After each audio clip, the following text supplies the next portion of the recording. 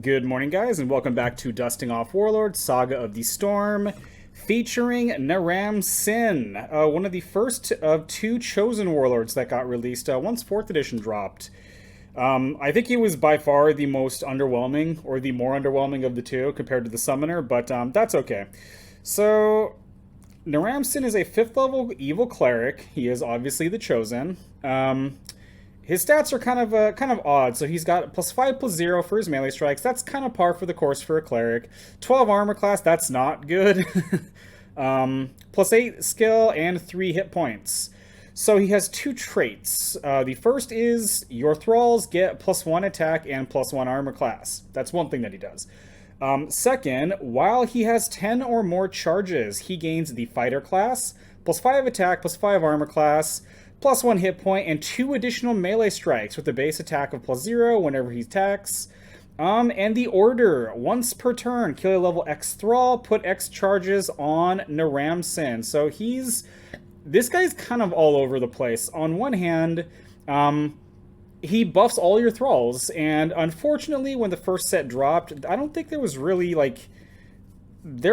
anything that I was kind of like, oh, this is what I'm going to do to buff him. I think Radu Tam was about as good as you got.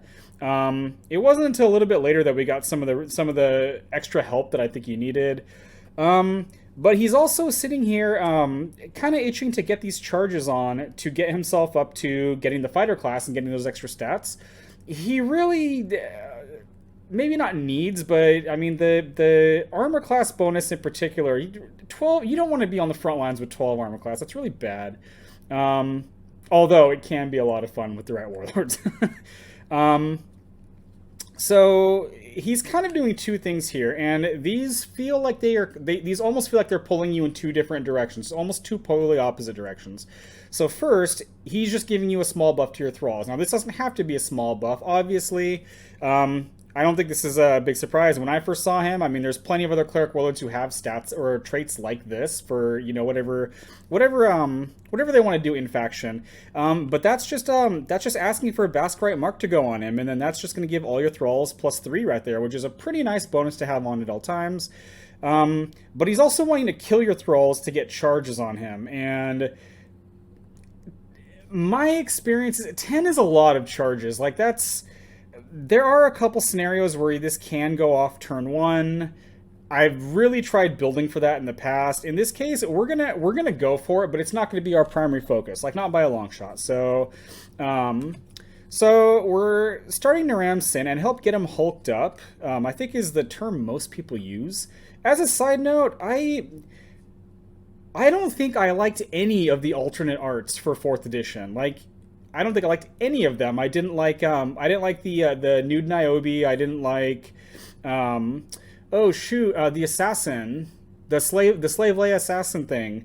And I don't like this Naram-Sin. I always thought, now I don't know too much about chosen lore because I'm not really a warlord fluff bunny like I was for L5R. So but what I always thought had happened was I always thought that the masters, they were just people, and the entire thralls, being loyally devoted to them, and they don't kill us unless they want to because they love us.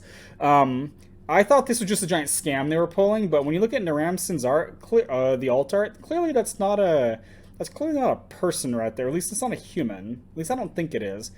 Whatever. So to get him hulked up, what we're going to be doing is we're going to be starting 2 copies of the Earth, and in front of them, 1 copy of the Devoted and 2 copies of Radu Zyad. Basically, the Earths are kind of just there to let you use your starting Radu Zyad, let you use either one of them 3 times or each one of them twice. She herself is level 2, so with just these 2 cards here, you know, assuming just turn 1, you can kill 1 Earth, that's 2 charges. Each of the Zyads is giving you a charge, and you're going to get one of them back, and so that's, what is that, 2, 3, 4, 5. Assuming both Earths die, that's 6 charges. You're more than halfway there on turn 1. Actually, did I even do my math right here? 2, 3, 4, 5, so yeah, it should be 6. But yeah, you can go a bit more into defensive stuff, which is one of the reasons why I'm doing a copy of Devoted, because again, you can use these to go retrieve other ones from your deck in case your ranks are kind of collapsing. For the most part, I don't think there should not be any demons in this deck because kind of like Princess, Naram-Sin doesn't really do too much for demons. Now he is, at least let me phrase it, just based on his own text. He can buff the demons too, but yeah, we're not going to do that. We have, again, 2 more copies of the Devoted, a single extra copy of Radio Zyad. I mean, fairly solid. Just as some low-level stuff, we have 2 copies of Mitzraz, I think is how you say that. This guy he's pretty much just in here because he's a body that has 2 hit points. And, yeah, he enters play in rank 1. You can play, I can't even remember the name because I don't know this faction as well as I know some of the other ones. The 2 hit point starter in rank 2 for level 2. We're just running him because he starts in rank 1. He can't attack, but you can spend higher level characters to have him make a melee strike. So you can have one of the earths do that. It probably not relevant, but whatever. But the bulk of the deck is going to be the Battle Thralls, the holy, or I guess unholy trinity of Radu Kar, Radu Tam, and Radu Firam. Again, I did this with Princess. Now, Princess doesn't really buff them the way Naram-Sin. Basically, the characters that want to buff these guys, I don't even think Naram-Sin does this as well as Ningula. Ningula can do some crazy buffs, but it's not as much fun, and the games they're kind of boring. So, each of these guys, these are all fighters, they're all thralls, so they all get buffs from Naram-Sin, and you can kill these if you need to. Radu Tam, he doesn't die the first time you kill him in case Naram-Sin just needs some extra charges. But yeah, these are just fighting thralls. We also have 3 copies of the Harvest. This is not explicitly a fighting thrall. It is classless, which is unfortunate. But it's got 3 melee strikes, which is nice. They're not very good melee strikes, but Naram-Sin's buffing, so that's not too big of a deal. It also has this interesting trait here that it has +2 levels when killed with an action by a character you control. I suspect I don't know what the design process was when they were coming up with these guys. Again, I don't think this whole killing your thralls to get benefits really works very well, but you know what, whatever. 2 harvests can get you all 10 charges by themselves. And I think this was around in 4th edition. I mean, you can use these to get that. I'm playing this half for the attack and half for the charges in case you need them. Again, Naram-Sin, you really don't want to be on the front lines at AC 12, and we are going to be running into the front lines, so... and then rounding it out, we have a copy of Yale Grail. This is just another Battle Thrall. Again, it sucks that this guy's a Cleric, but whatever. If you're a fighter, it would be a little bit more convenient. He kind of brings 2 extra Thralls with him. And you can use those thralls as sacrifices to Naram-Sin to get charges. But he can also debuff everything within 1 rank by killing a thrall.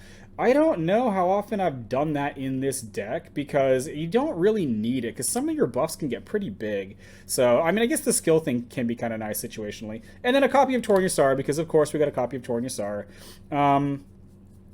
Now, as far as stuff for Naram-Sin to do... he is a cleric. He's a high-level cleric, so I am running 3 copies of Mass Blessing. I'm almost considering dropping these. If I change my starter round, I would actually probably drop those, because a lot of times outside of the first turn, I don't really need it. Now, to be fair, that is a very, very important time to have a +5 attack and armor class, but really, I get more use out of Fulfilled Destiny. We're running 3 of those.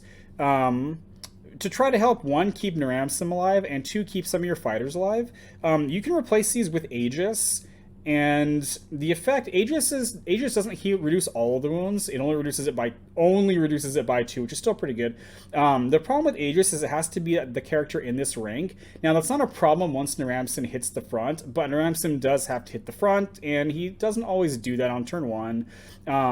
I am very strongly considering... I haven't played this deck in a while, at least in this version, and I'll get to that a little bit later. I'm almost considering dropping the Mass Blessings for the Aegis, because it feels like once I'm in position, the Mass Blessing, if they have an answer to the buffs, it doesn't really help you. You don't really need the attack buffs, like, most of the time.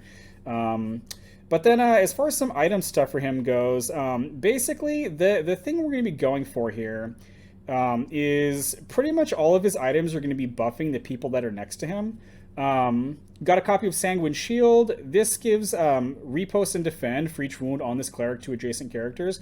Originally, this was a Bracers of Icarus, because Bracers of Icarus buffs armor class. It gives you slightly better slightly better armor class yourself once you gain the once you Hulk out and become a fighter.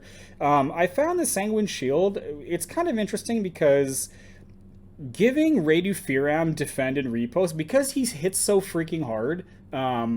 It makes it so it's kind of a dangerous, idea to go swing on Naram-Sin if you have a readied out Radu Firam there. So yeah, I think either of those work.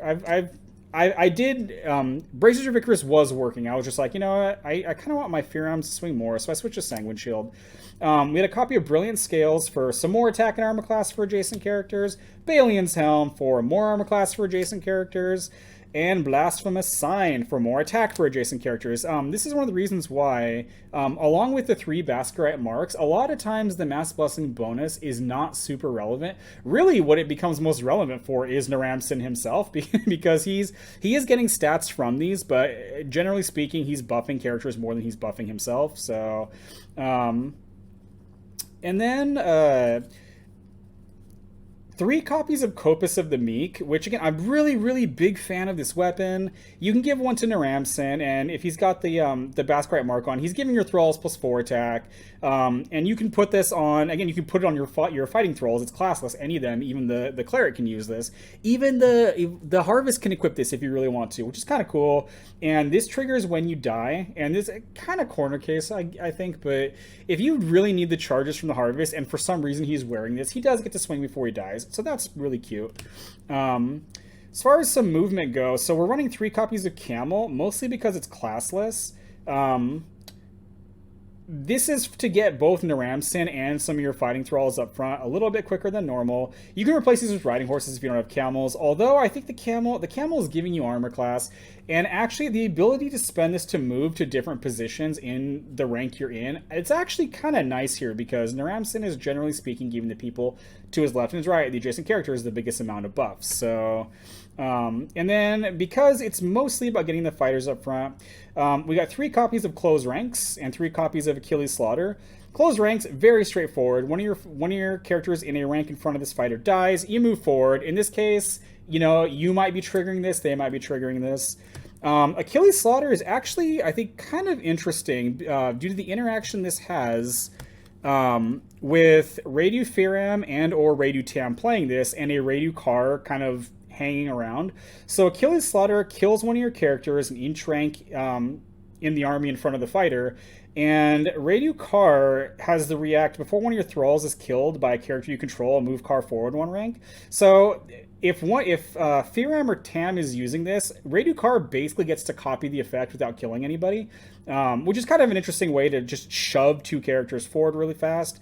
And then again, Radu Car can be a character you kill yourself with this, and he draws you a card. Maybe not ideal, but that's kind of cool. So that's pretty much the point of this is... on one hand, we have Naram-Sin handing out buffs kind of like crazy to the people next to him. And again, Radu Firam he's such a beast once he gets going. And if you get all the charges you need on Naram-Sin, some of the things that are giving you charges, like the Radu Zyads, if they're still alive for some reason, you can just use them to throw charges onto Radu Firam, which is pretty awesome. That's one of the reasons why I'm running the 3rd one outside of the 2 starters. Just get them forward, get them buffed up. Hopefully Naram-Sin doesn't die. Hopefully he gets hulked out fairly, usually it's around turn 2, sometimes turn 3. It's almost never, actually, I don't think it's ever been turn 1 that I've gotten him with this. Now, I used to really, really lean into trying so hard to get him to Hulk out in the beginning. What I was actually doing, and I think this does work, you'd probably need to fine-tune it better than I did, but I was playing Kabir the Insane. I don't know when it happened. It is agreed he has been errated that he can't use his order to move charges to other cards. He can't do that more than once per turn. Again, I don't know. I don't think it's ever been printed like that. So I'm assuming it was at some point during campaign edition. I don't really remember. But I would play him. He can hand off 1 charge, but then he can also cast Transference and move 3 charges. That's 4 charges right there off of these 2 cards. And Kabir still has a charge left over that you can either move next turn, or you can perform a range strike with him. And then in case you drew these late game and you were already hulked out and you didn't need it, I was running Death's Bargain, which can also get charges, and I was actually able to get some pretty nice some pretty nice armor class buffs with Death's Bargain without ever actually having to kill something, which was kind of cool. One of the reasons I took this out was actually too many times I was drawing the Death's Bargain. It was this weird way with how these cards interacted and when I was drawing them. If you don't Hulk out before you draw the Death's Bargain, you kind of have to give it to somebody else. And that wasn't, I mean, it was okay, but too many games I was getting the Death's Bargain early and I was getting the Kabir and or the transferences at a point where it wasn't really like I didn't really need them except to get the armor class buff and some of the item rule. This item is not difficult to get rid of. I mean, it's low level and that kind of sucks. But I was doing that and it did kind of work. There was just that version had too many other problems, so I ended up moving on to something like this. And then for a while there, before, I believe this was before the 20th anniversary set came out, I was actually, even after it got errated or MRP'd, I guess MRP would be the wording, I was actually still running the instructor set, despite the nerfs, because this is still, the bonus that only, it's the, I need to calm down. This only affecting the adjacent characters is not really a big deal in here because that's kind of already what I was doing. And these did take up quite a few of the slots. I don't think I was running the bow. Maybe I was running the bow. Maybe I was running the whole package. I can't really remember. But this still worked, and the battle thralls themselves could equip these, so it did work. Just I kind of like what I'm really what the deal breaker was when the Copus came out, because the Copus +2 to just all the thralls, no matter where you're at, they all stack together. It's so nice. So these kind of went by the wayside because of that. And then I think for a while there, at some time in 4th edition, I was running Niobe's Leaf to try to get thralls back. I don't really remember if this worked or not. I'm going to say it didn't because I dropped it for a reason. But, and then this sucks because I never actually got to play this. I built this basically once the Copus came out.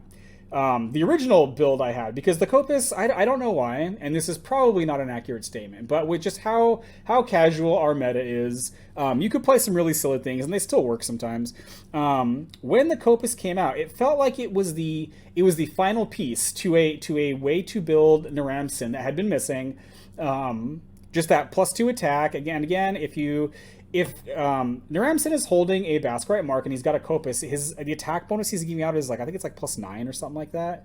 3, 4, 5. I can't do math right now. I'm the wrong kind of Asian for that. But basically him with that was just a really, really high attack buff, and I didn't have to worry about getting the charges because I'm just going to hang out in the back. What I was doing was, my start was different. Instead of what I'm doing now, I was running 2 Kalis as the starters to give all my thralls. That right there, even without the Baskerite mark, that's just +3 to all your thralls, attack, armor class, and skill. And it was like 18 Duanas, and that's the entire deck right there. It's a very, very, very silly concept. My thought process behind this was, between some healing with Naram-Sin, between him handing out all those buffs, and between the fact that you will likely never run out of these, unless they're playing like Color of Damnation. And actually, I'm not even sure Caller works on this. I should, again, I need to come prepared to these episodes. Basically, if they don't have a way to stop this from shuffling in, you just hopefully outlast them. You just, every turn, you're probably going to draw a couple of these, and you just keep playing them, and they'll have really high attack stats, and you just hope to win the attrition war. It was very goofy, and I didn't get to play it because by the time I was in a position to play it, Duana got removed from Ancients. I can still build that for our play group. I understand what they were doing, I think, with getting rid of Duana, with that, whatever that Eresh guy was, the Overlord. That's not the kind of Warlord we play, so I don't really worry about that. But I can still probably play this, and again, I don't think my play group would care. So, a couple other things of potential note that I kind of want to try to fit in here. I don't know if it's going to happen. One of them is Glyph of Faith. Glyph of Faith is an armor that gives other characters in this rank +1 hit point. Now, it is unique, and it is a suit of armor.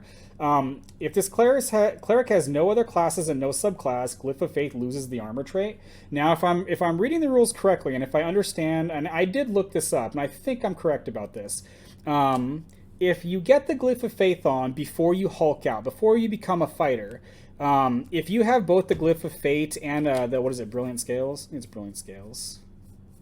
Yeah, if you have both of these on, once you get the fighter trait, assuming you're able to get it at all, and Glyph of Faith goes back to becoming an armor, I don't think you have to discard one because the trigger for discarding looks like the active equipping. I think if you just happen to have two of these on, I think you're fine.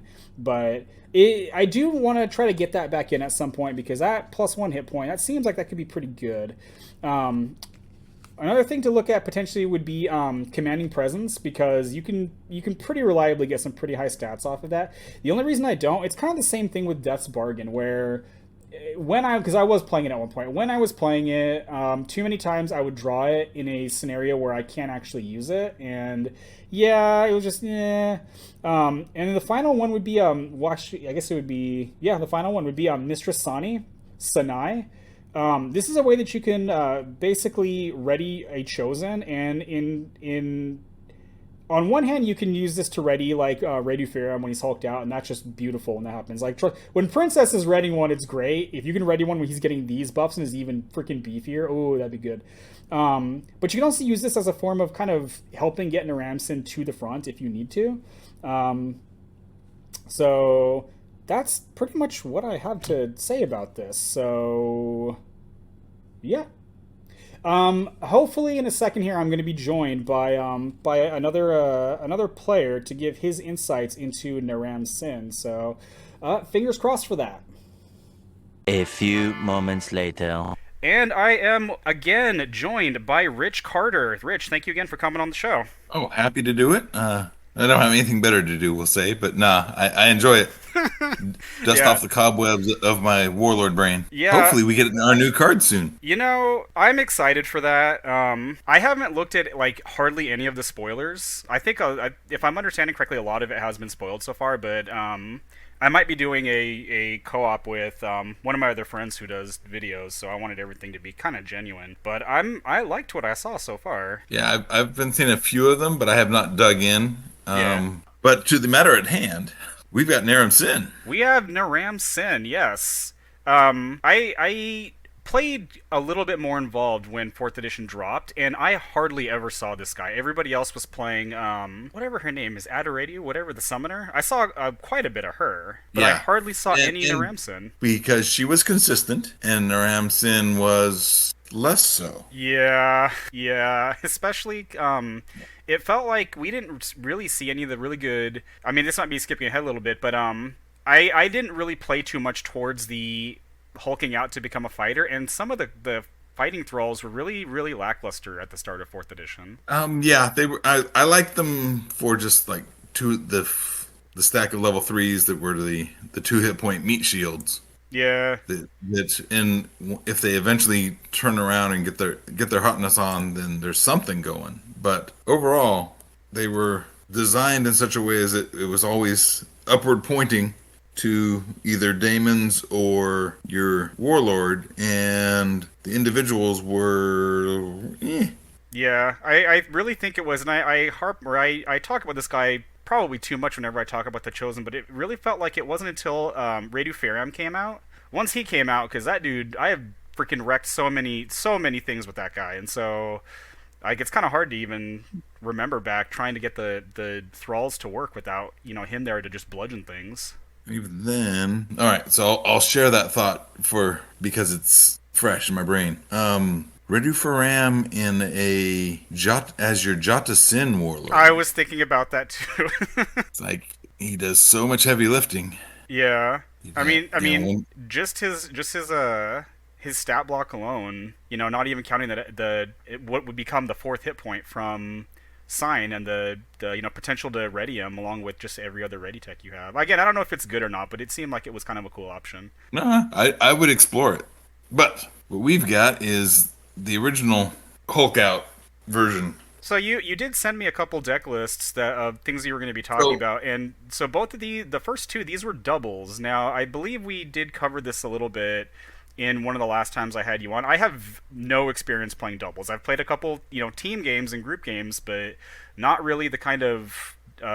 There was a sweet spot where things were hot and doing doubles, and the Sacramento crew were connecting on some regularity with the Portland crew who were doing some doubles, and some of the guys in the Bay Area. And so we put a little more brain power into this, and in discovering that Ningula does not have to be your target character, Yeah, and so could pass around bonuses to a partnered Naram-Sin, and then suddenly the math goes in your favor. yeah, I actually did quite well with Ningula, just as not even in doubles, and No, no, yeah, Ningula is a superior warlord. yeah, objectively speaking, I think Ningula is way better. But some of the games just turned into. I think what the last time you were over here and we were playing, we had a game where I believe I can't. I think you were playing Princess and I was playing Robert, and I was just throwing items on these guys, and there wasn't any strategy involved. It was just shove these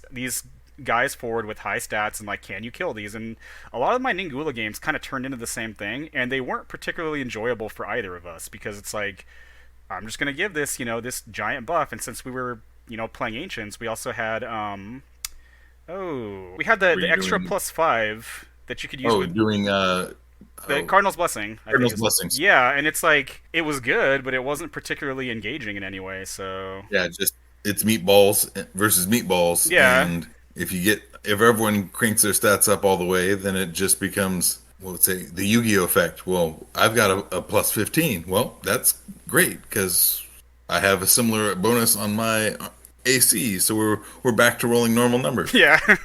But yeah, Naram-Sin, now your portion that you pre-sent me, which I guess is going to has pre-run it versus this portion. I neglected to keep in mind the Naram-Sin bonus to thralls. I did notice that. I used them, Yeah. it was very it didn't push it because I was generally pushing for going into big mode. Maybe that's because I played so much Carabas and so much Commander Calden and other front rank clerics that I was like, no.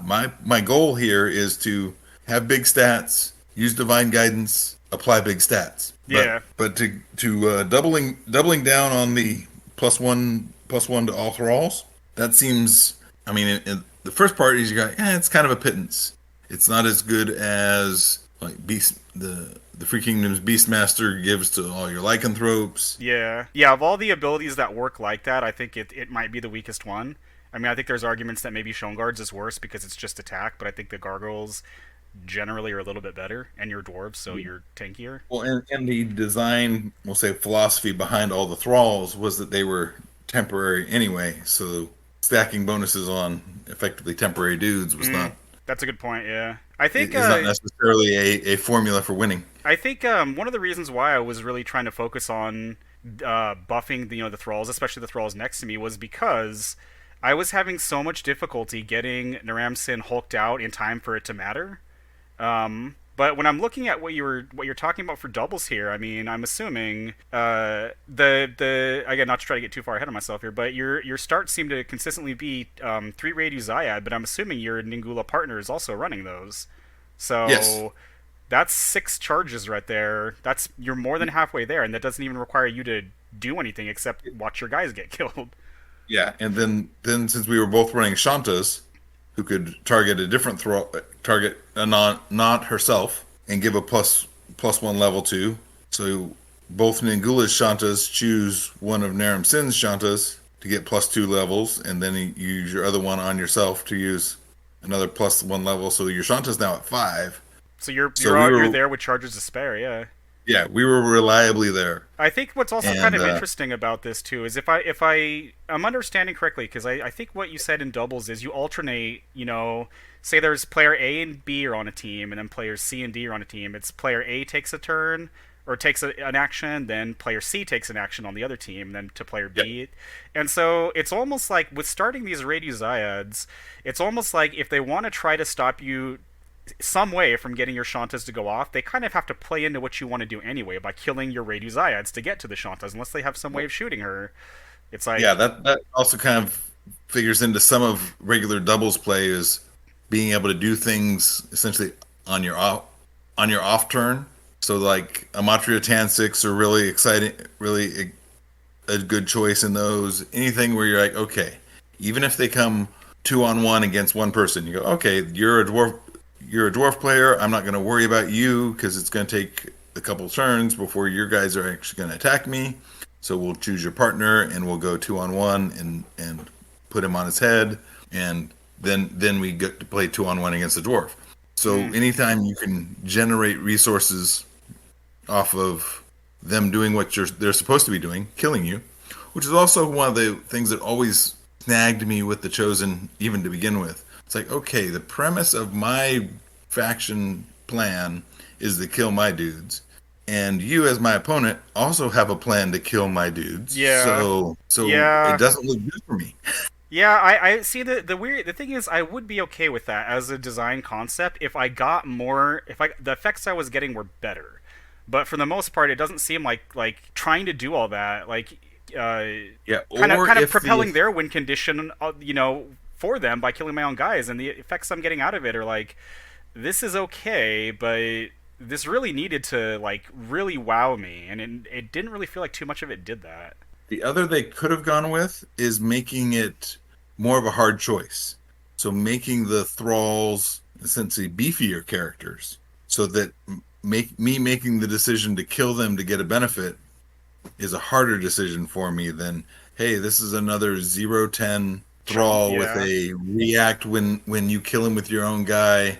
He now makes something good out of his life. Yeah, that's an interesting idea. I don't think I've ever thought about it like that. Yeah, making hard decisions is kind of what I always throw at my Doomtown players on the design side, and they love me and hate me for it. But yeah, this made it super consistent, and even then we didn't run anything really that was fighter based. Even though we felt confident that we would trigger, we had hardly a thing in there that, if I remember, that cared about being a fighter once Naram-Sin. Yeah, I really avoided that in mine, because too many times it's like even when I was really going all out and like, I was playing Transference with Kabir the Insane, I was doing like everything I could to pretty much try to get charges, and there were too many games I would play where it's like it's turn 1 and I've got 2 fighter actions and a fighter item, and it's just sad. So yeah, I had those doubles that I stole some ideas out of, and stole some ideas out of my Bloody Countess and other fourth edition decks that my either my Carabuses, because they have most of the same pieces.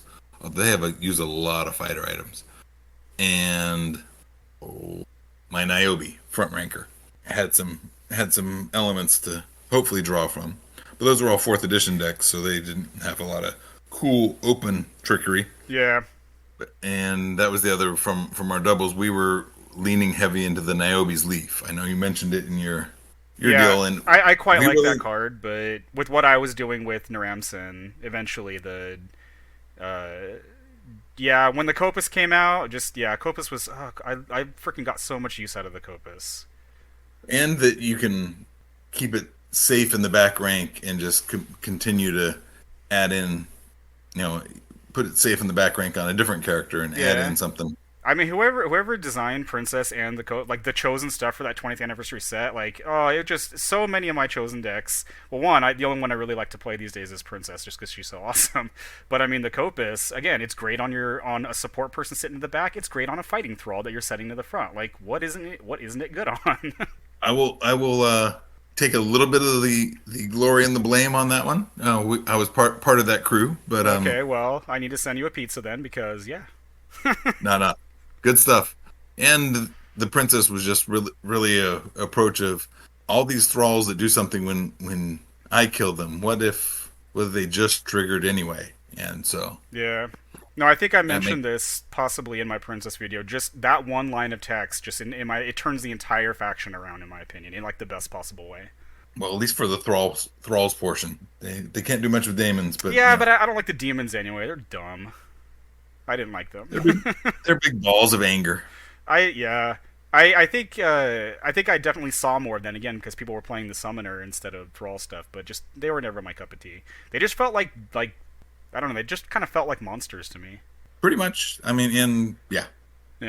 So other things that I know in your deck plan, share out, you were looking for more in the support role, and there's not a lot of love that a cleric can get just sitting in rank 2 and being useful turn after turn after turn. I Yeah, mean, it's true. if you draw the mass blessings or the whatevers, then yes, you get to continue being useful. But short of specific card draws, you end up standing around. Maybe use some stock readying effects would be a good way to look at it. Drawing a blank on the level 8 builds up charges Oh, the and then staff of readies. Kizazi? Yeah, Yeah. Staff of Kazazi would be nice, although it's 8, so you'd have to You'd have to stay in the back, yeah. balance your approach a little bit. Maybe some medicine healing or approaches where you can just keep supporting the crew. And again, if you were running front rank, even in a pro thrall overwhelm them sort of build, I can see the benefits of using Niobe's leaf to just keep recycling another body. It's like, okay, I got a kill off of whatever with Naram-Sin in the front rank, and we'll put Redu Tam back on top of my deck, and then next turn I'll draw him and do all the same machines again, and you either have to focus out my Warlord, which is always the goal, but Yeah. sometimes, or you use like the other Redu team. I've got it open here, like Redu Beer because he gets the extra hit points and he's got the defend. Probably not Red Car because he'll get removed from game once you draw anything off of him, or just recycling the level ones that you can get some actual offense out of. Yeah. I really wish I had an opportunity, and I still might build it sometime and play the never-ending Duanas. just keep throwing those out. Just yeah. Well, that's with ours. It becomes the never-ending amends. We were just running it as never-ending amends. Oh, okay, yeah, I see. Yeah, I think that definitely does work. I just Because once you Hulk out, then you've got 4 strikes, and you do your thing. And then you get an amends, put it into play. They can either sandbag a strike and hope to kill it. Who has a decent 15 ACE and 16 with Naram-Sin? Move them forward, and they get one shot at it, and then you blow up another 4 or 5, 6. yeah. Again, You get up to 7 strikes. I didn't go too heavy into the fighter stuff. Really, I think mostly I was looking at the hulking out for the armor class and the hit point. Oh yeah, But since you're going for a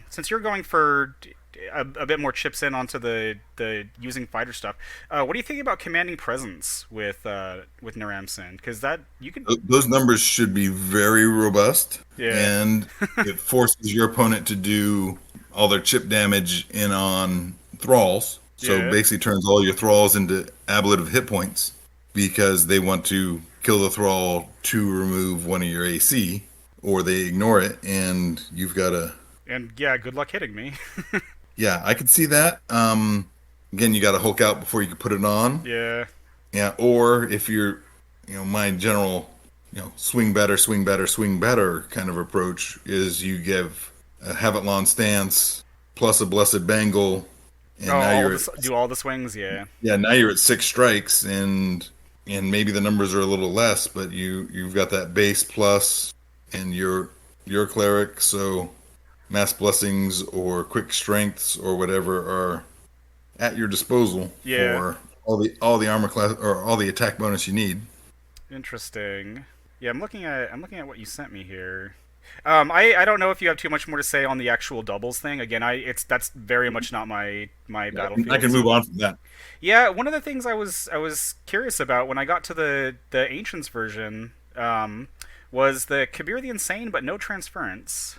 And I think I was originally thinking to double down on the Kabir plan, and then when I got to the rest of the deck, I didn't follow up with the transference. Oh. So I would say either find the spot for Kabir or drop Kabir for choices of other things. Yeah.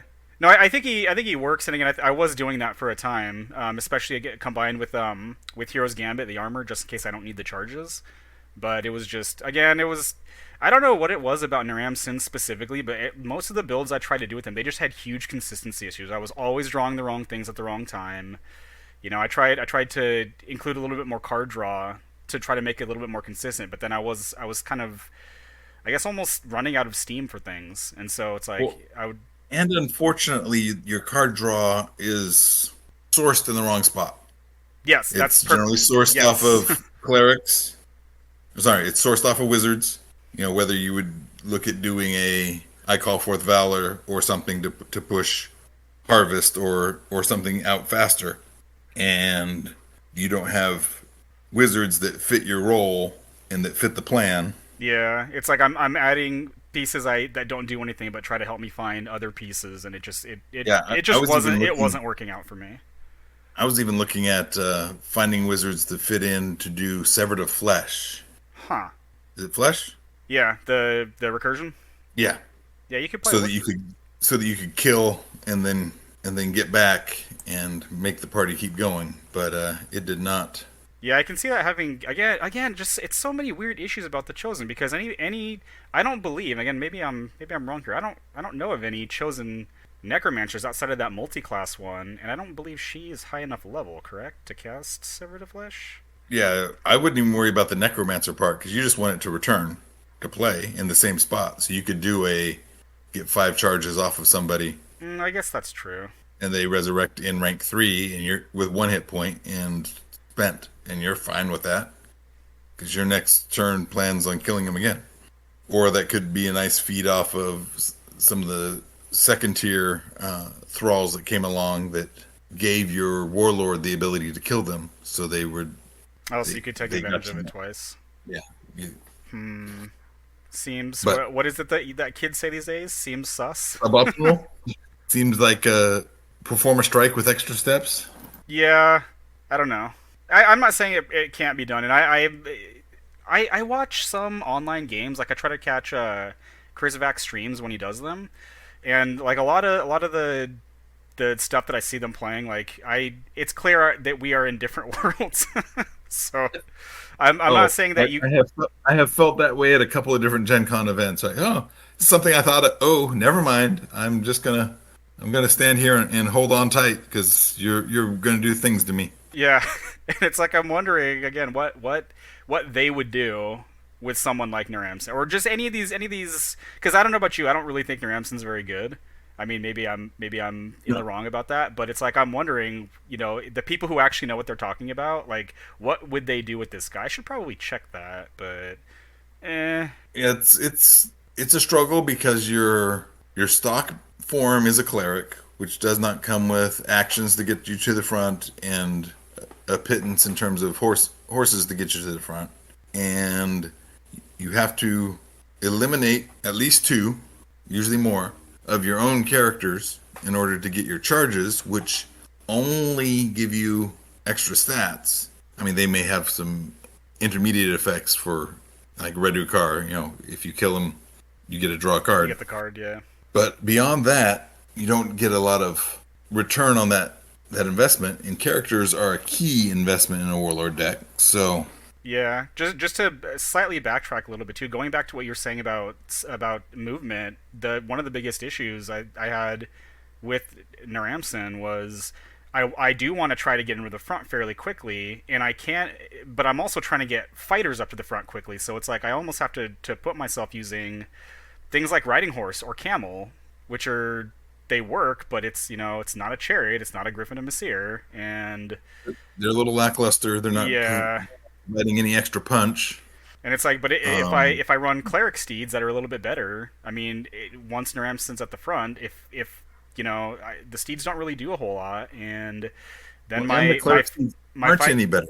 Yeah, well then and I then mean, my one of them fight gives you some attack, and the others do like move one of your other characters. If you went with like the steed familiar. oh the Stormwolf. The owl.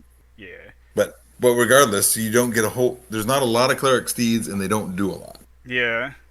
So And then doing a camel plus riding horse mix is probably the right way if you're trying to do both.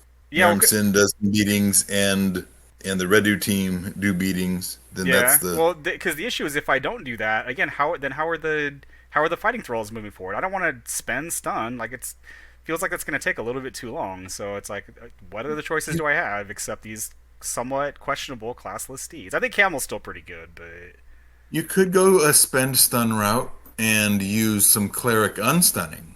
I had not considered.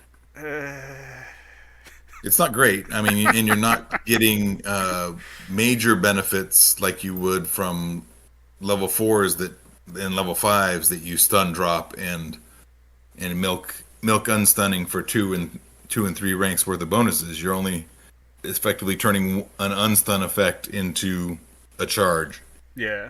and that's not the best payoff on a card, except for maybe something like a Blessed Bangle, because you're going to get to do that every turn. Yeah, but Blessed Bengal also does other things though too. It's also giving you that extra strike. So. Yeah. Huh. Okay. Well, we Right. we kind of skipped over the actual listing for the doubles one, which is I think because there's 2 decks, maybe that might be prudent. But do you want to go over your Ancients Naram-Sin? All right. So what I put together as a little brain exercise on an Ancient Naram-Sin is starting Naram-Sin, 3 Redu Zaid in the front deck in the front rank, because things will happen, and those are just charges that are hard for anyone to do anything against. Yeah, I agree. The, Now, do the you? Free Kingdoms level 1 starter is about the only one who's going to stop you from getting your react charge. Oh, Ryan Mornington, yeah. Oh my Yeah. gosh, do you remember when Ryan Mornington got printed and all the Gundam players were like, "Oh my god!" All the Gunda players, all the Amatria Sin players, all the Deveranian The G Court Initiate players, yeah. Unicorn Initiates, That was everyone so was funny. like Nope. on the defensive Nope. side. Now, I guess adjacent to talking about Ryan Mornington and stopping reacts, do you think there is merit in doing just the 2 Zyads and then starting a devoted in case they're playing something really blitzy, or has that not? You don't think that's going to be a problem? I don't think it'd be a problem, but I'm also looking at more of I'm planning on going to the front anyway, and there's not a lot that will be super disrupted if I have to bomb drop with the Warlord and, rebuild the ranks. Okay. Plus, if you have a ready devoted, it just means that they go for the red Zeds. Yeah, you're not wrong. Nobody swings at a ready devoted. Except Ryan Mornington. Yeah. Unless you've got something to do about it. Yeah. Ryan Mornington or some meta draw punishment to surprise somebody, you just don't do it. Okay. All right, so then after the scroll down, hold on. Did a Winty and a Shanta. Figure first turn you can pump up Winty to level 3, spend it to shoot, kill it to shoot. Now you've got 3 charges, 6 if all the red Zeds suffer. I did consider starting the Earth instead, and then recycling one of the. So you trade off the range attacks from Winty for recycling red Zed. Yeah, I think that's what I'm doing. So it kind of depends. Yours, I would agree with that more because your master plan involves more thrall melee strikes, Yeah. and so you're able to get that back in action. I'm tripling down on amends because once you can successfully Hulk out, those are a lot of strikes. Yeah, it's a lot of damage you can do with that. And they kind of get sandbagged, so they come along later in the turn when most people don't have anything left in the tank, and oh, by the way, here's more strikes. Yeah, that could be a bad time if you're holding, say, I don't know, one card, 2 cards. It looks like everything's anything else, and they're not expecting it, and then all of a sudden you drop amends, and like you have 1 or 2 actions to potentially deal with this guy. Otherwise, Deal with he's this moving forward. AC guy, Yeah, and then he's I'm going to moving- blow him up. Yeah, and I mean, again, this is not just a couple. At least in your build, this is not just 2 strikes. This is potentially going to be 4, 5, 6 strikes you're making. Quality strikes. Yeah, definitely the harvest, because that's just the cheapest and most effective way to get your charges up. Yeah. Redu Car for card draw, 3 charges, and if it doesn't work, if it comes along after you've already hulked out, then you've got the extra movement off of them and all the Yeah. good stuff that goes with that. Redu Tam for the necessary 3 charges, but also he doesn't really die, and that's super valuable in this. Like you pointed out, I did say with Kabir the Insane, I would probably gut him for maybe the Plentiful. No, Plentiful's a level 2. This is the faction that I am the worst with the names on, because they're all somewhat similar. There's too many Raidus, and Yeah. No, Plentiful's the level 2. I'm thinking the Seed. They have the spend to react to not die. I have never. I'm sure he's good. I have never liked that guy, and I've never really gotten any value out of him.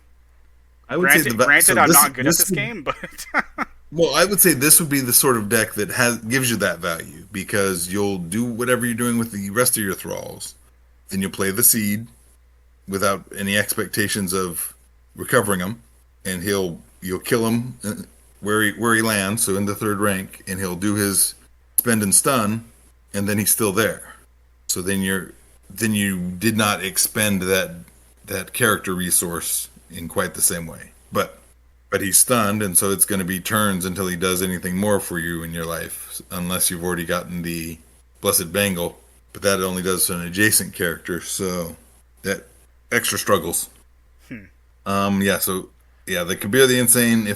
I would say if I'm going Kabir, then make it happen with the transference. But you're trying to draw into a 2-card combo without any extra card draw other than Redukar, and I don't trust that. yeah, So that kind of as a character package, and then following up with going dedicated front rank cleric, which, as I mentioned before, there's very little steed help and there's no action help. So you gotta take the long walk, but then spell wise, always the mass blessing, because I mean it's going to be mostly you in the front rank, but it'll even do things like add extra protection to amends when he drops into the front rank to as crazy as do. this sounds, I am considering dropping the mass blessings in mine for more healing. It's a rough call. Yeah, I since I do a lot of fourth rank or fourth level front rank cleric trickery, it's hard for me to turn down Holy Might, but that might be if I wanted to switch in that transference. That might be the slot where I would do that instead of the 3 Holy Mights I was planning. 3 Divine Guidance because while 4 strikes is good, 8 strikes yeah, is more good. And then Draw the Essence is the key to every front rank cleric because it gives you healing, it gives you another swing, it strikes that are spells, so they punch through astral and ethereal. yeah. Well, Planar. especially with Naram-Sin because again, it's not 2 strikes with a bonus at the bonus +3. It's way more than that for you. Essentially.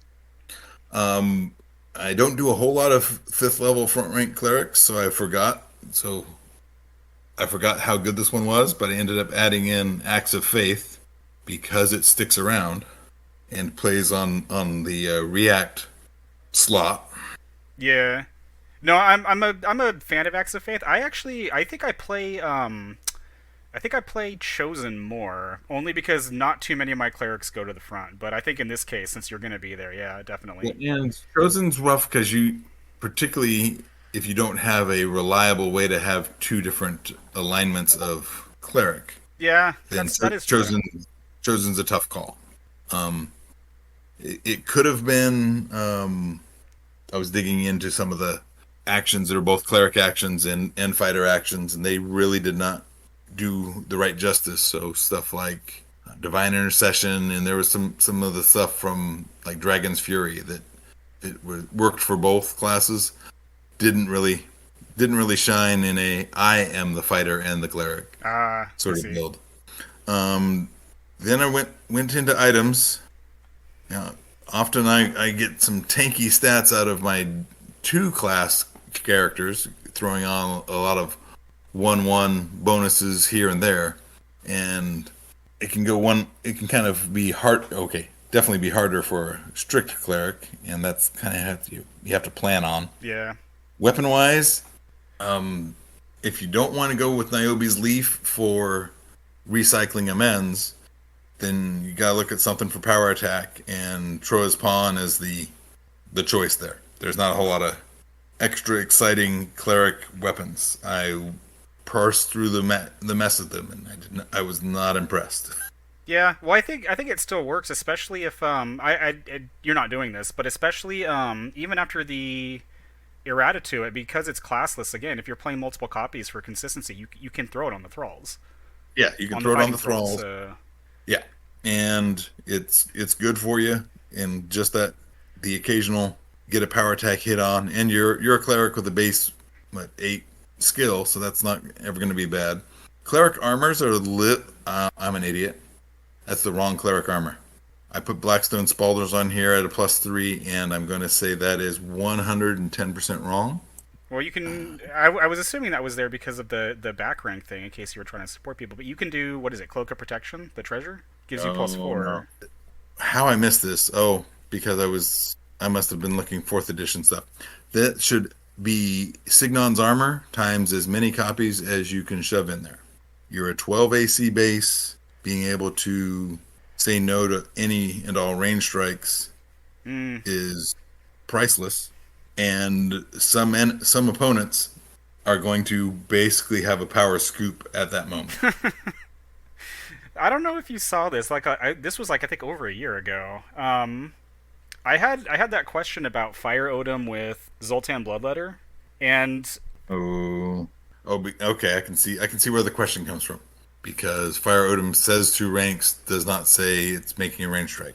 Yeah, well, I guess basically the action when it's targeting Signon, the character wearing Signon's armor, is not a range strike. So the action itself can target him, but I guess I need to go back and read the thread. But I guess even though it targets him, the shot doesn't happen. Is what I think Hedge said. Yeah, I can agree. But why? Because he cannot be.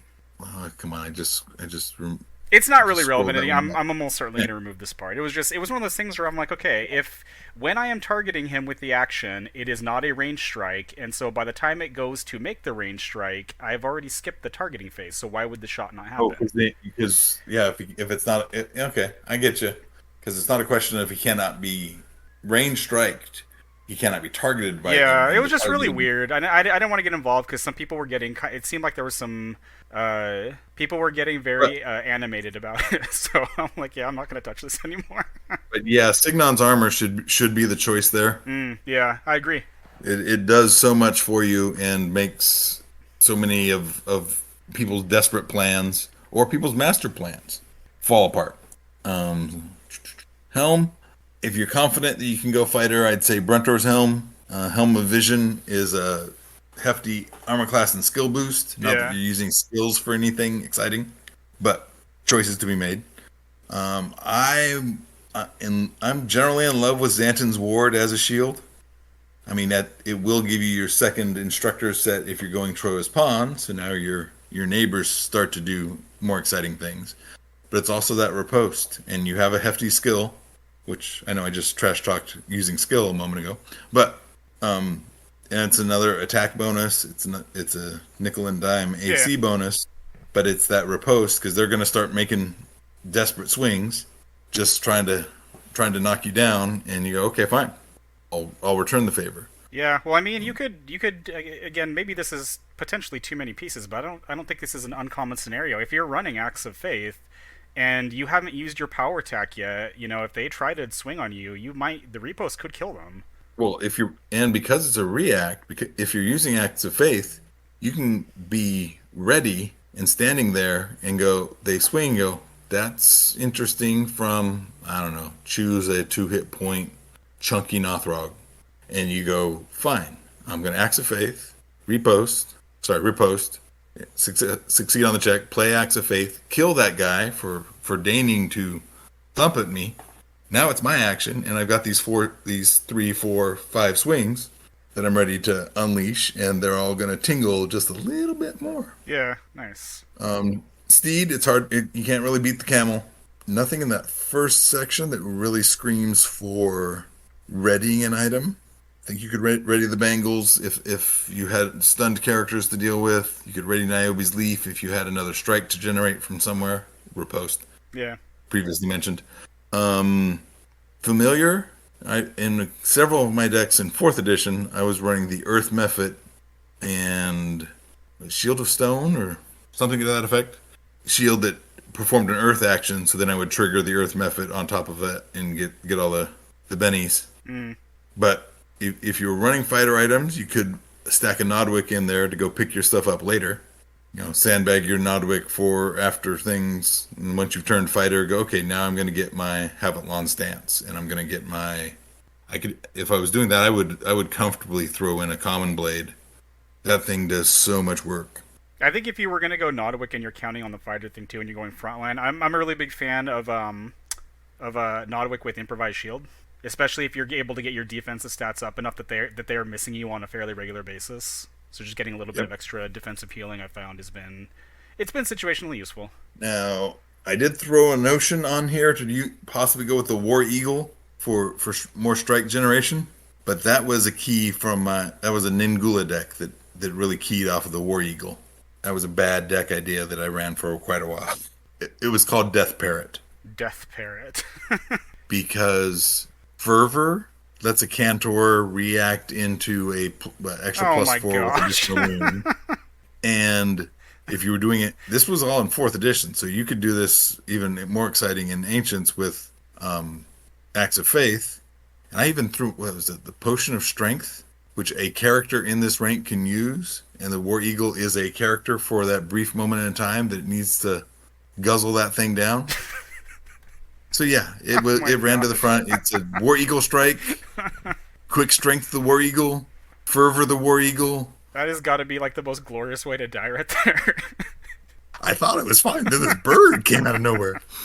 Then you can look at your no trait stuff. So I would definitely run a Haviland stance because it will stick around. You know, if you can get that extra swing, it's all good. That is a stance now, though.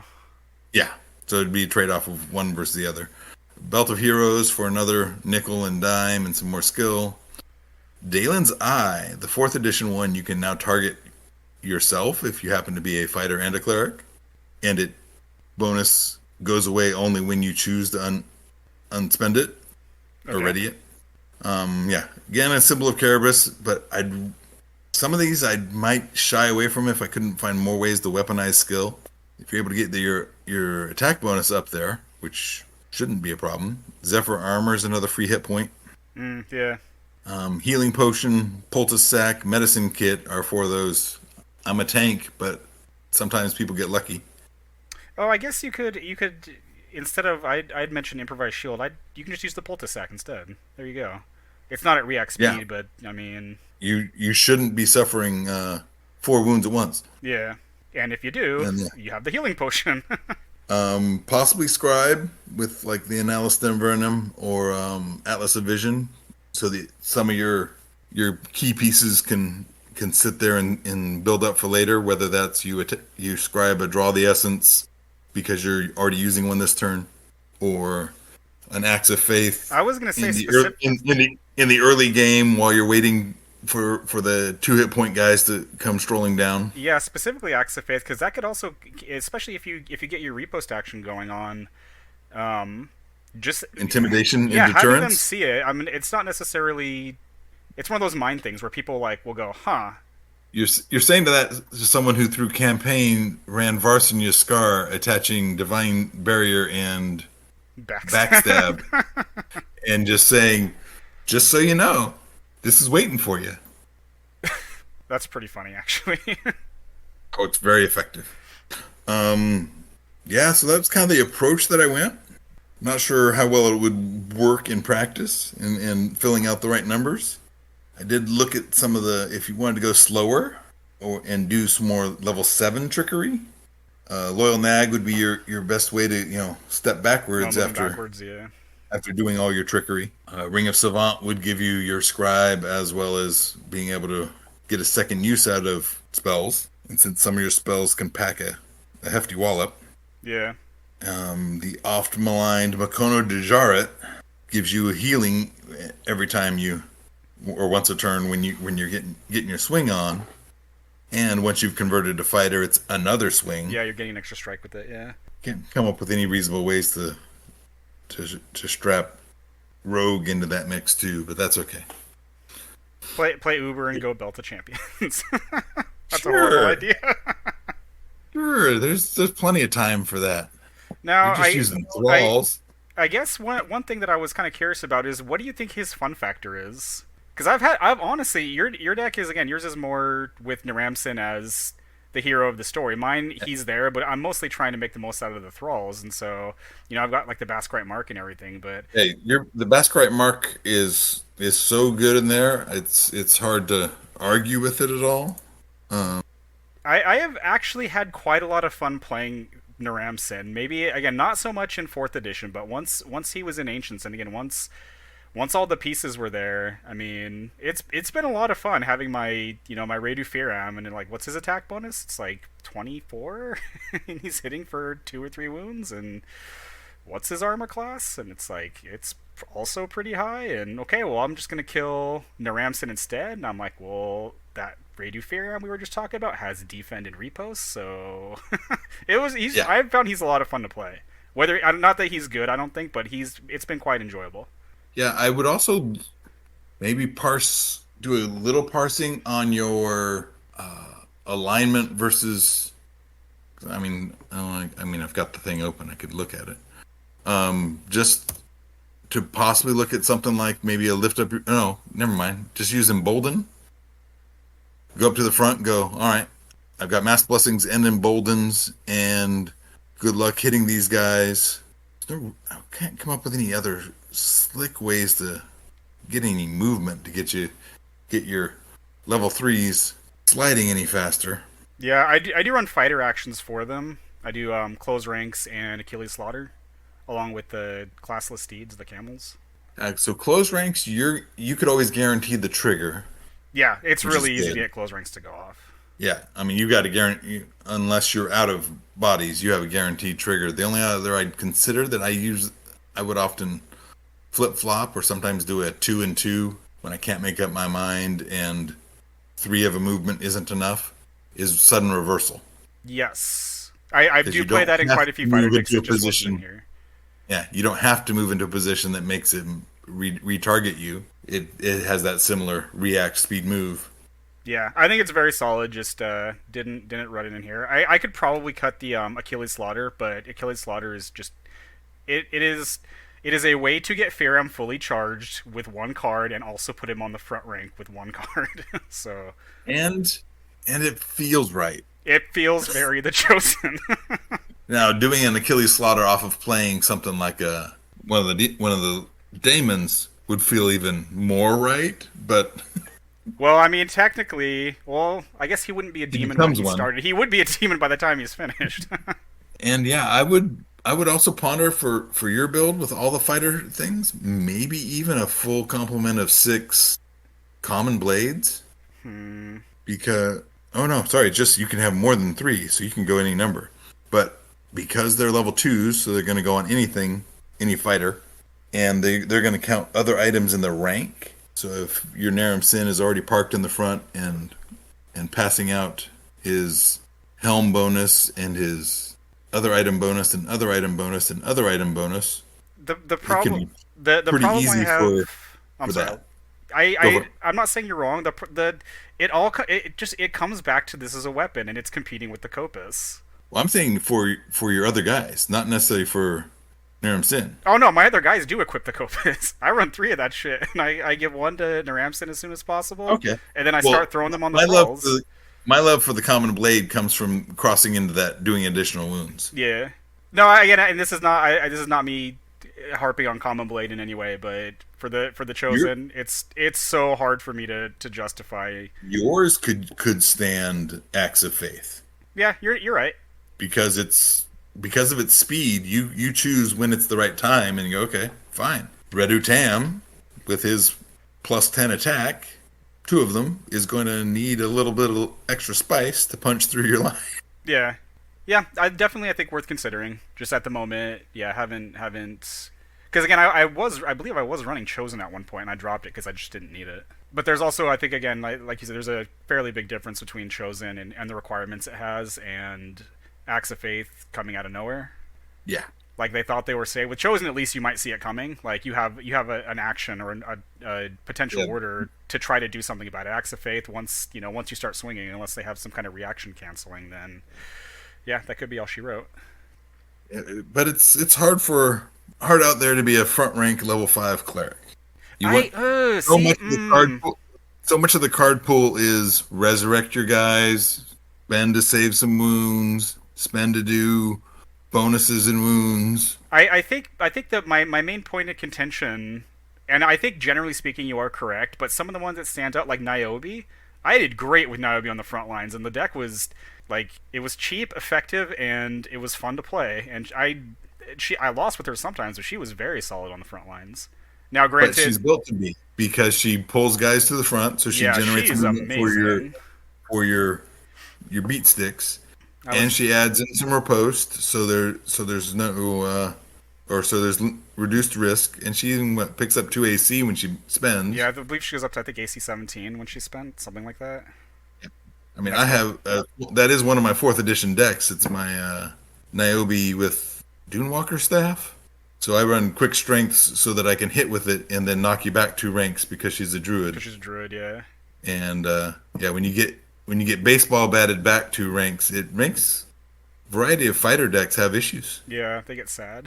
it's like it's like yeah, I tossed all my movement to do stuff, I and did a lot of work to get here. Yeah, and yeah. I'm going to riposte and succeed on my riposte and hit you and knock you back. Do you wish to continue your swing?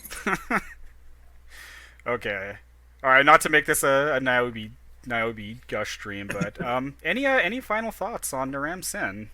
I would also I like your Baskerite mark structure and gaining all your bonuses that way, and I would say even pushing harder for that mass blessings because that I was just remembering that mass blessings get an extra bonus from Yeah, so then there's even less reason not to play mass blessings. If they buy you an extra turn because your front rank is now at a +8, then you get to do things while your opponent doesn't. yeah. I mean, again, I am running it now, but I'm considering dropping it. I think potentially again because I'm not super big on hulking out as much as I think a lot of other Naram-Sin decks. I could probably change the start and drop the Earths for Kali's, because then you're looking at without any other stuff, just right off the bat. The Radius Zayats are I did AC consider that. AC 15, I think. That's a whole different approach. Is you ignore the kill my thralls master plan. You go, I'm a 12 AC cleric, and I will use all the spend ready a character, spend save, cauterizes and whatever else you need to do to keep the machine going, and that's even viable as a Highlander deck. I know there was potentially some trash talk of this version I sent was not Highlander. I There I are I was having many questions about life when you sent me these, and none of them were I know. Highlander. But there are 34 different thralls, so that I mean, and I don't even think I'd bother with Duana because I think her stats are downgraded because of her ability, and maybe even I'd get more picky about which things were good aligned or evil aligned. But you got 13 level 1s, 12 level 2s, and 8 level 3 thralls, 1 level 4. Mr. Fearam. Awesome. But you could just keep all the pieces, run really in a Highlander version. I'd look at going lift up your voices and mass blessing and embolden, so you effectively have 3 mass blessings, and just drop your pieces. Maybe do something like giving a temporary hit point to a thrall to last through a turn, and then going, yeah, sure, now I'll give myself a couple of charges, a couple 3 charges. Oh, something like Final Blessing, or Yeah. That was the one I was thinking. Final blessing. is it? You could Oh, do you're Seize going to Life. ignore him because he's now spent and going away at the end of the turn. Well, I'll eat him and get a few charges. Yeah. Maybe that's where you can get the recycling one, come back around and go, okay, fine. The seed, get 3 charges. A couple more turns, I'll get 3 charges. Oh, you've been ignoring me for a while. Well, now that I'm a fighter and my deck is built to feed you level 3 fighters, I have an extra black steed. Put that on and show you why you should respect me. Some of the thralls don't really help your plan. Some are heavily pro daemon. Yeah. Some of the effects too are just like even if they are not pro demon, they're kind of more to what Naram-Sin wants to do. A lot of them are just they feel very meh. Yeah, I will echo that. They were like, okay, you can kill this. Oh, I was just looking at one. I thought it was kind of funny because one of the because again I don't really do the whole demon thing because I'm not really big on the demons, but one of the things that I found amusing is a lot of my chosen decks. Although I only really have three. I have Naram-Sin, I have Ningula, and then I have Princess now. Not a You're whole pro lot. thrall. You're anti-daemon. Not a whole lot changes for the character base across all three of these warlords. The character base is mostly the same. Redu Duran is hot with power attack and riposte. Redu Tam is a beast at a couple +5 attacks. Planar hit points. Red Car does his movement, does his card draw. Red Beer, I think for all of those, or no, not for Princess, oddly, for the extra hit point, but he's still a 2-hit pointer with a fat defend 10. Dala's a weird one. With her order, your Warlord can kill her to move forward a rank. As a 2-hit point, 2-swing, level 3 Cleric, that feels like that could be a lot of other cards. Yeah. But some of the level 1s and 2s can definitely put some work in. And in that version, I don't know, I'd probably seriously look at Niobe's Leaf getting a slot, just because if you can get a kill in a Highlander deck and recycle a card, you're better than you were before. Yeah, well, I mean, with Niobe's Leaf, too, if I guess not in Highlander, but if you're afraid of sending your Warlord up to the front, the hero can play it, too, because he's a Cleric for some reason. Yeah, there's a few Clerics that can perform strikes, and that was another one that was in our doubles that, kind of depending on your mood and the things you're looking for, is the Blood Cauldron. I own that should be in here. It's just not, but yeah, very, very good. Okay. I think particularly when you're using Niobe's Leaf into amends, because it puts it on top of your deck. You can then draw it that turn. Yeah. Ooh, yeah, that is good.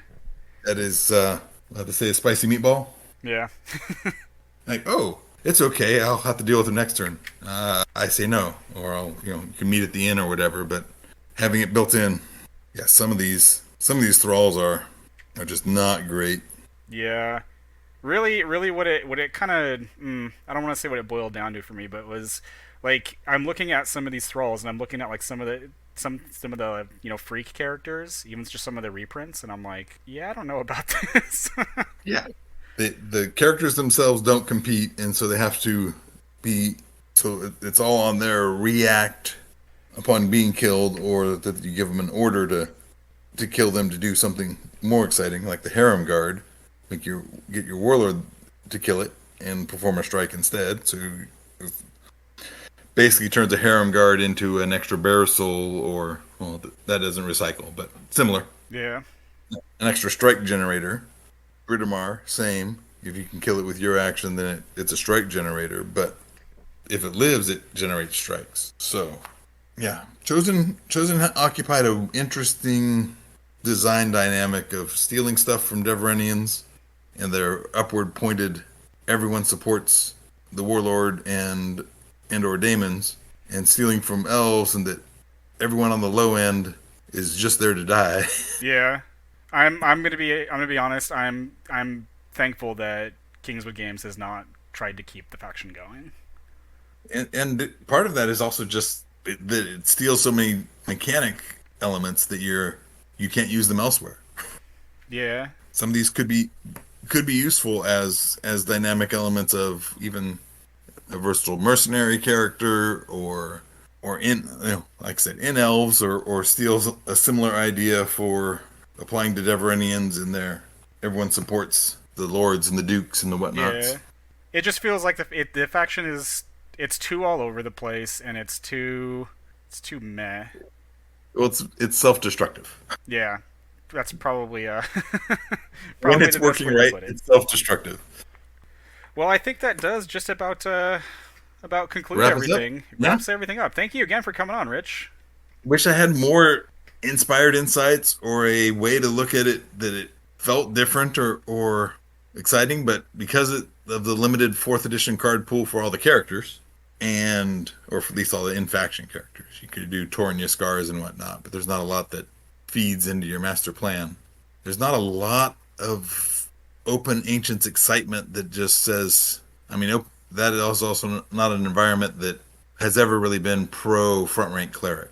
Yeah, but you've seen my meta. Like, but even practically anything can work.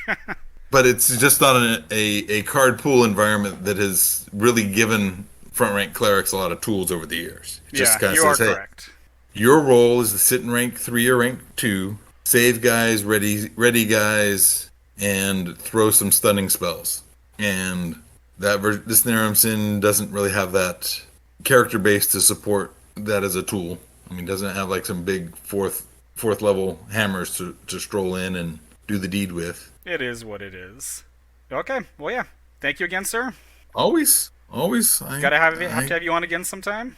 Happily. Might even get something new or even brainstorming something equally bad from the well of bad ideas that is my cards. And there it is. So, yeah. Hopefully you guys found this entertaining, informative, put you to sleep. Thanks for checking this out, guys. God bless, and I'll catch you in the next video.